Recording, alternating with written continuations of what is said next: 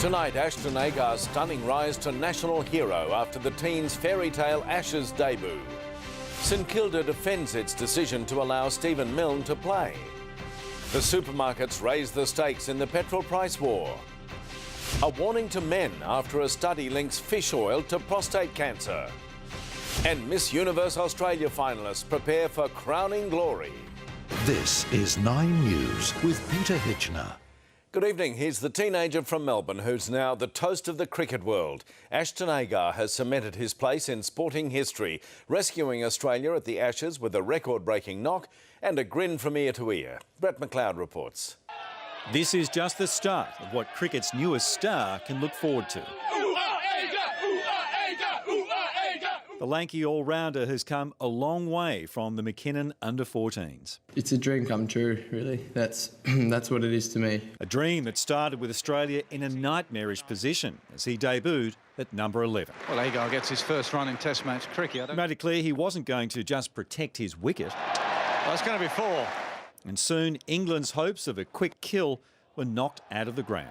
See much wrong with that. He goes all the way. He's coming in at number 11 and playing shots like that. That's the way I like to bat, so that's what I tried to do, take the game on. He took on the record books too, the highest ever score for a number 11 in an innings that was so breathtaking, even the locals were cheering.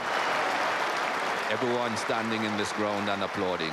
No one more proud than his family. He's worked very hard. He works very hard at everything he does, and he's a good boy. Yeah, he's a good kid. And this is extraordinary. It's completely fairy tale stuff, isn't it? But cruelly close to a century, the fairy tale came to an end.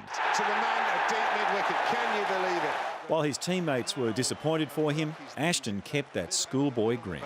He's got a smile on his face. So you should have. The accolades poured in.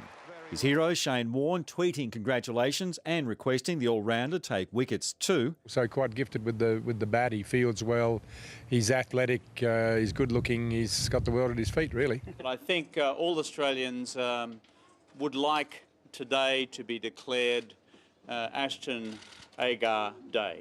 Among those celebrating Ashton's success, his old club, Richmond, where his former coach says he always thought the boy had talent. A terrific attitude, and he's the sort of kid that, you know, lives the game, and I think we saw that last night. As much as we were in shock last night watching it, it didn't surprise us at all, because every time he goes up, he does the right thing. Ashton's brothers, promising cricketers themselves, say he's always been competitive, even playing at home. Ash bats the way he did out there today, he smashes them all over the place, so I know we lose a lot of tennis balls, that's for sure. But... And last night he made Trent Bridge look like his backyard. Brett McLeod, 9 News. The AFL has defended St Kilda's controversial decision to select troubled star Stephen Milne just 3 weeks after he was charged with 4 counts of rape. But as Corey Norris reports, women's rights advocates have called it a slap in the face. There was little wonder Stephen Milne had an extra spring in his step at training, but as St Kilda's decision to select him divided opinions, the coach stood by his call. Yeah, he has a right to actually pursue his profession. He gets the chance to do that this weekend. Also confident with Milne's frame of mind after being stood down 3 weeks ago to begin dealing with those rape charges relating to an alleged incident in 2004. But Milne's biggest test may come from the other side of the fence tomorrow night. I don't expect that he'll be greeted warmly by the crowd in general. I think that he'll get a mixed response, and he is, like the St Kilda Football Club, expecting that. Carlton's Mick Malthouse has already had his run-ins with the Saints star. I can't determine how people react. All I say is it's a game of football. You know, it's one of our great games. Let's do it proud. While women's rights groups have slammed the AFL for failing to take the issue seriously. There is the problem for female fans and for female victims of sexual assault that this is really almost a slap in the face. Regardless of the outcome in court, Milne's playing career at St Kilda is far from guaranteed, with the club to make a decision on the out-of-contract 33-year-old at the end of the season. He's entitled to have his day in court, as is the woman. That day will come September 13. Corey Norris, 9 News.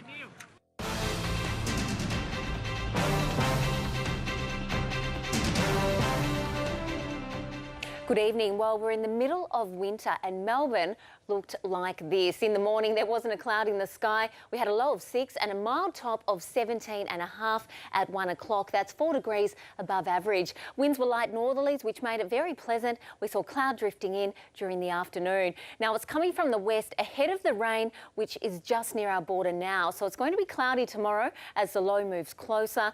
Quite a few places in Western Australia had record July rainfall last night. Here, the north and west of Victoria will get the most. It will start in the city around lunchtime, increase in the afternoon, and it will be heaviest on Saturday night. We'll see it ease on Sunday afternoon. Interstate fog tomorrow morning in Sydney and Canberra. Here, rain will reach the west this evening, then extend across. The north and west are likely to get 15 to 35 millimetres during the weekend. Melbourne, 10 to 20. In the suburbs, cloud will make it cooler than today, around 15 degrees. Winds will be northerlies. They'll strengthen during the day. If you're heading out tonight, it will be fine. Cloud will continue to increase, which will keep it fairly mild.